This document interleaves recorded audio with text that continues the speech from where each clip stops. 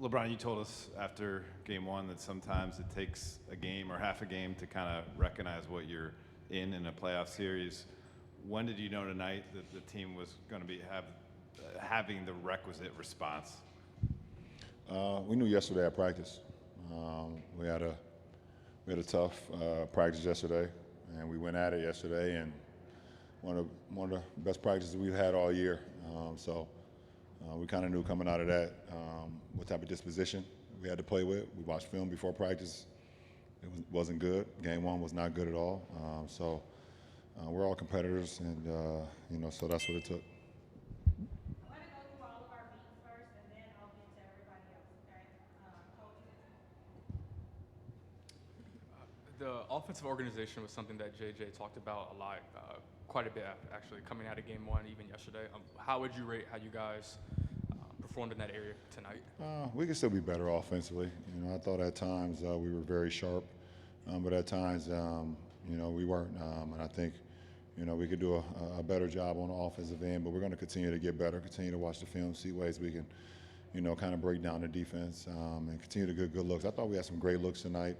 I know a lot of my shots in the fourth quarter were great looks that just didn't go. And if we can continue to, get great looks like that, I think we believe in our percentages. But we got to continue to work the habits. We got to continue to work the habits, and continue to shoot the ball with confidence. LeBron, they only had 6 fast break points today after having 25 in game one. What was the biggest difference there in terms of transition? Sprinting the hell back. Giving up fast break points, obviously sometimes there's nothing you can do about it. If a long rebound happens, you got 4 guys on the baseline, long rebound happens, they're able to sprint out and get it. But, most of the time with fast break points, it's about energy and effort. And I thought our attention to detail and our attention to the effort, that side of the floor was very in tune with that. Like I said, game one, giving up 25 fast break points on our home floor was not an ingredient for winning. Hey, Bron, on Mind the Game pod, you talked about how you live for this time of the year, calling it a drug. Obviously, you always talk about how important it is to stay even-keeled. You've taken teams to the finals 10 times, won 4 championships. After going down by as much as 27 points in game one, what was your message to the guys? I think you just said it, just staying even-keeled. It doesn't matter if you lose by 100 or you lose by 1. I mean, they both hurt. You can't sleep. So it's about how you stay even keel and then how you make the adjustments going into game 2, or game 3, whatever the case may be. So, I thought, we looked at what we didn't do so well, which was a lot of things in game 1. We took that to heart. We hold each other accountable. We make the adjustments, and we had a better outing tonight. And now we need to be even better on Friday, going into Minnesota. So that's what the playoffs is all about. But you got to be able to stay even keel no matter what's going on. Hey, LeBron. JJ said he hasn't done it a lot this season, maybe about 5 times or so, but Minnesota cut it to 11. He called that timeout, and he was very upset. He said he wanted you all to tap into your sense of urgency. How much was that needed in that moment, and what did you think of the response?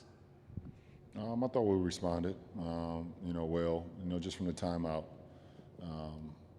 We know JJ is going to spaz out from time to time. That's JJ, and so it's. At this point for us is, obviously we need to listen to the message and not the way how he's delivering it, and for me, it's, my high school coach my freshman year was kind of the same way.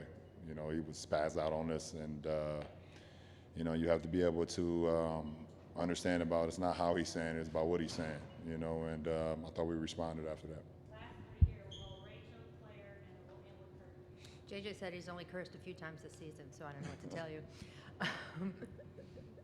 Talk about the love and how you get excited and up for every playoff after all this time. Is there a point with the body, though, where it's just sort of you got to tell yourself, okay, we're doing this again? Yeah, absolutely. I mean, I think I've up there with them. I don't know if I'm 1 or 2 or 3 or whatever, like in most minutes in playoff history and the amount of games and the amount of playoff series. And I know I'm number 1 in minutes. I think 2 in regular season minutes or whatever. So, yeah, I mean, I'm 40 years old. I'm in year 22. I've been in the postseason well over half of my career. I listen to the body, but it's about taking care of what I can take care of, controlling what I can control, and that's about getting sleep and, getting, the right food in me and, and keeping my mind sharp. Obviously, the body will do what the body do, but, as long as the mind is in tune, and I believe that, you can take it even further. So I'm just trying to give my teammates what I got, offensively, but more importantly, defensively. Going down there, helping rebounding, crashing, being physical, also using my mind to be able to call out a lot of things that teams are doing, so we can be ahead of a lot of plays as well, so we're not surprised by a lot of things. So I'm just super happy, and I don't take it for granted just to be able to play this game still. Like I said, I don't know how long I'm gonna be able to do it, so just try to take advantage of every moment you get. You've talked about how belief is so important when it comes to this kind of thing, and obviously you yourself can get that belief from many years of experience and proof that you can do it. How do you instill that belief in your teammates who have less experience than you do? By going out there and showing it by example. It's easy to go out and just talk about it. Hey, I've done this. Well, this is what but you also have to go out and lead by example. Listen, and I'm one of the guys that if I'm gonna talk about it, I'm actually gonna do it as well. I think that's a great way to be able to, hold yourself accountable. You can't ask of your teammates or people that go into battle with you or do these things or whatever the case, to make sacrifices, all those things, if you're not gonna do it. And I think I've always kind of had that mentality, like whatever I ask of my guys, whatever I ask of my teammates, they can ask of me, and I'm gonna hold myself accountable anyways. LeBron, on that note, on leadership, in the fourth quarter, you had a steal in what was a 9-point game. How much was that athleticism, being in the right place, versus I need to make a play at this point? Well, they had numbers. I don't remember what happened.